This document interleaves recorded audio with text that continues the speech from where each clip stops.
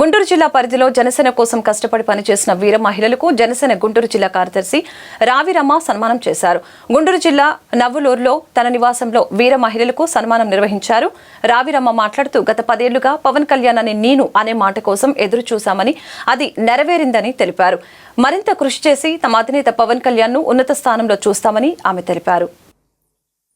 ఈ రోజు మంగళగిరి నియోజకవర్గం రాజధాని గ్రామం అయినటువంటి నవ్వులూరు గ్రామంలో మా ఇంటి స్వగృహంలోని గుంటూరు జిల్లా కార్యదర్శులైనటువంటి మహిళలు, కన్వీనర్ మేడం గారు, మరి ఉపాధ్యక్షురాలు మల్లిక మేడం గారు, మిగతా కమిటీ సభ్యులందరినీ, మరి సీనియర్ మహిళలందరినీ సన్మానించుకోవాలని చెప్పి మనసు కనిపించింది.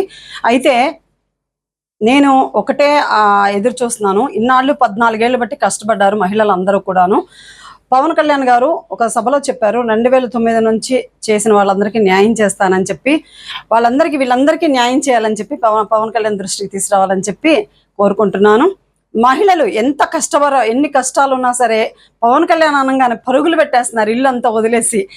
ఈ రోజున పవన్ కళ్యాణ్ గారు ఎమ్మెల్యే గారు అవటం మాకు చాలా ఆనందంగా ఉంది.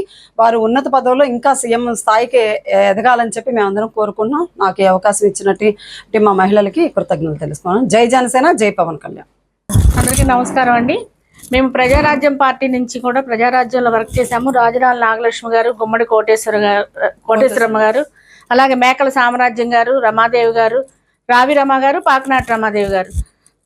నా పేరు బెట్టిగుంట మల్లిక అండి. మేము ప్రజారాజ్యం పార్టీ పెట్టిన దగ్గర నుంచి 2008 నుంచి అహర్నిశలు ఎక్కడ ఆగకుండా Day 1 నుంచి కూడా ఇప్పటి వరకు మా శాయశక్తుల ఎవరు సొంత డబ్బులు వాళ్ళు పెట్టుకుని మేము ఈ రోజు దాకా పనిచేస్తూ ఉన్నామండి. మేము ఒకటే చెప్తున్నాం, అన్నయ్య మాకు హామీ ఇచ్చారు 2008 నుంచి పనిచేసిన మహిళలకు న్యాయం చేస్తానని. ఈ రోజున మేము అదే ఆశిస్తున్నాము. అన్నయ్య అన్ని కార్యక్రమాలు అయిన తర్వాత ఏదైనా పదవులు వేసేటప్పుడు మా మహిళల్ని గుర్తించుకుని, అది ముందు నుంచి పనిచేసిన మహిళల్ని ఎవరు ఏ ఒక్క రూపాయి తీసుకోకుండా సొంత డబ్బులతో ఈ రోజుకి మరి కష్టపడిన వాళ్ళందరూ ఉన్నారు. దయచేసి వాళ్ళని ఆదరించి గుర్తించుకుని వాళ్ళకి న్యాయం చేస్తే బాగుంటుందనే ఉద్దేశంతో మేము చెప్తూ ఉన్నాం. ఈరోజు మాకు సన్మానాలు చేసిన రావి రమా గారికి ప్రత్యేకమైన కృతజ్ఞతలు తెలియజేస్తా ఉన్నానండి. నమస్తే.